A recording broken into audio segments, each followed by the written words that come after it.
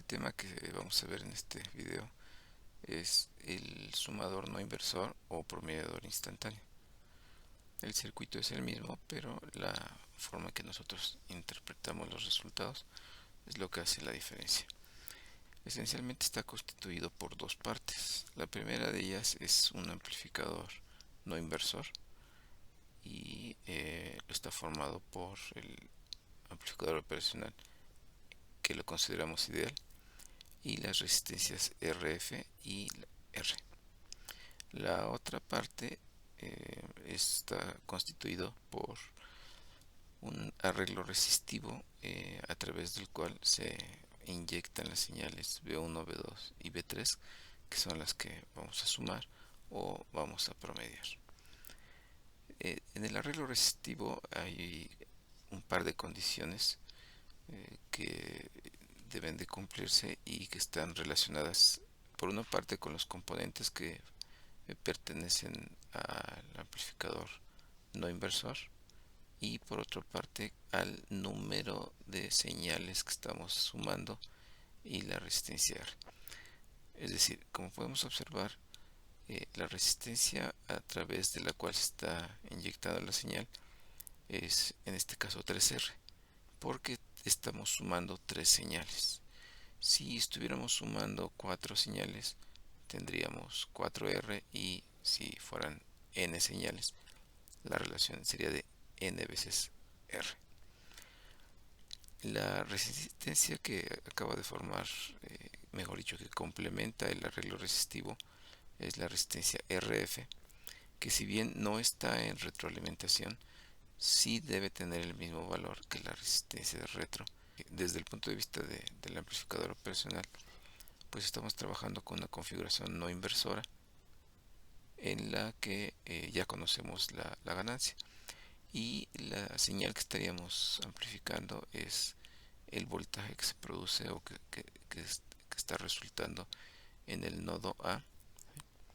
La ganancia del amplificador no inversor pues ya es conocida y sabemos que es 1 más RF en R.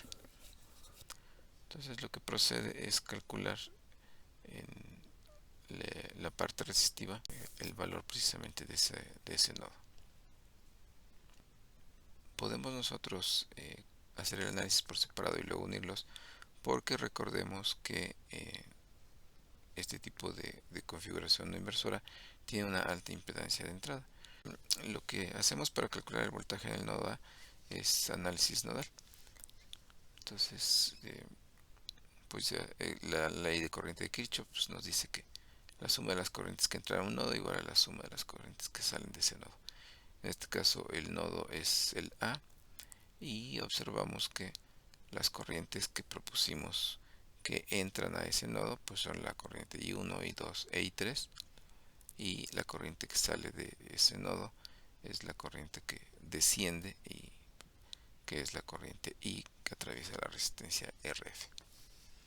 Bueno, al haber propuesto que las corrientes entraran, forzosamente la polaridad de la tensión en los extremos de los resistores pues es como se marca: la tensión alta a la izquierda y la tensión baja a la derecha.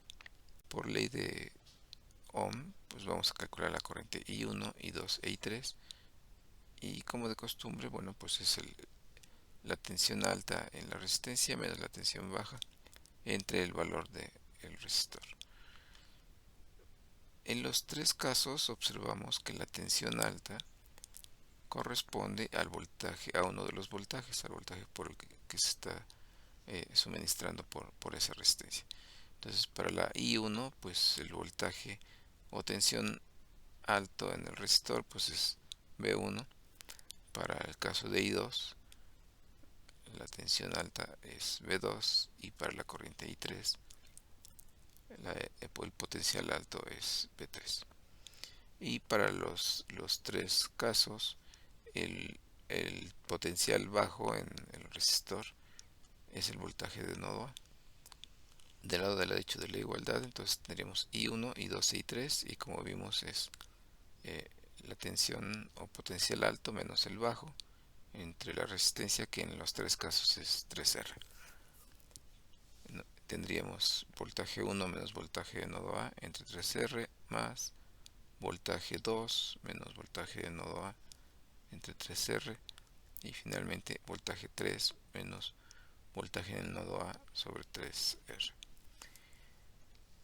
La corriente I, que es la que circula por el resistor vertical RF, pues de la misma forma lo calculamos como la tensión alta menos la tensión baja, y aquí por el sentido que señalamos, pues la tensión alta es el voltaje de nodo A y la tensión baja es 0 volts porque está conectada directamente a tierra. Entonces eso lo utilizamos y sería voltaje de nodo A menos 0 entre la resistencia, que en este caso es RF. Lo que sigue entonces es trabajar el álgebra, y bueno, podríamos expresarlo como B1 más B2 más B3 entre 3R menos 3 veces el voltaje de nodo A entre 3R. Y continuando entonces con el trabajo algebraico, pues nos damos cuenta que podemos despejar el voltaje de nodo A y nos queda finalmente como la suma de los tres voltajes sobre 3 veces 1 más R entre RF. Ahora bien, como habíamos comentado anteriormente, el voltaje de salida B0 va a ser el voltaje de nodo A multiplicado por la ganancia del amplificador no inversor, que es 1 más RF entre R. Después de hacer unos cuantos pasos algebraicos, llegamos a que el voltaje de salida se puede expresar como la resistencia RF por la suma de los tres voltajes sobre 3R. Aquí es donde entonces nosotros entendemos nuestra ecuación, y pues como hemos comentado otras veces, si la entendemos, le podemos dar la utilización adecuada o que nos convenga. Entonces esta misma expresión la podemos presentar de dos maneras y nos daría un significado diferente. Miren, el primero de ellos, si nosotros agrupamos RF sobre 3R y eso multiplica la suma de los tres voltajes, pues entonces lo entendemos como un sumador no inversor con una ganancia determinada que sería RF entre 3R. Significaría que estamos tomando las señales tal cual son, las sumamos y eso le aplicamos una ganancia. La otra forma de verlo es de dejar el 3 abajo en el denominador, agrupado con la suma de los voltajes y multiplicado por un factor que sería RF entre R. Entonces aquí lo que observamos es que estamos promediando los tres voltajes, ¿sí? Y se dice que es promediador instantáneo porque de manera instantánea estamos obteniendo ese promedio, ¿sí? Si nosotros utilizáramos algún otro procedimiento, tendríamos que esperar un cierto tiempo para poder sacar este promedio, ¿sí? Eh, por ejemplo, si nosotros hiciéramos ese promedio de manera digital, bueno, pues primero tendríamos que convertir cada una de las tres señales de analógico a digital, a hacer la operación en el ambiente digital y obtener así un resultado. Ese proceso toma cierto tiempo. Ese tiempo no es necesario aquí, ¿sí? Haciendo el promedio analógico de manera inmediata tendríamos el promedio de las tres señales. Bueno, a ese promedio le aplicaríamos un factor de ganancia y tendríamos nuestro voltaje de salida.